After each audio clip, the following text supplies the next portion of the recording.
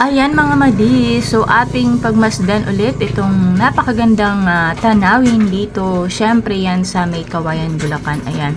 So, continuation pa ito mga madi ng aking video last week. Ayan, so hindi pa ako tapos dito mga madi. Ayan, so tumigil nga po pala kami dito ni Padinyo kasi syempre bababa po kami dyan at mag-picture dyan sa mga bato-bato na yan. So, napaka-aliwalas, napakalinis mga madi ng paligid dito at ayan na nga, bumaba na nga po si Padinyo dyan para syempre mag-video din mga madi ko, o diba? So, napakaganda at napaka-peaceful mga madi, o diba? Ang linis po ng kapaligiran dito. Ayan, at syempre dito madi mayroong bato. Ayan ako din.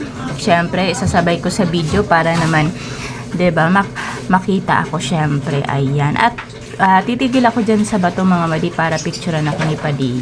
Ayan. So, yun lamang po mga madi. Maraming salamat.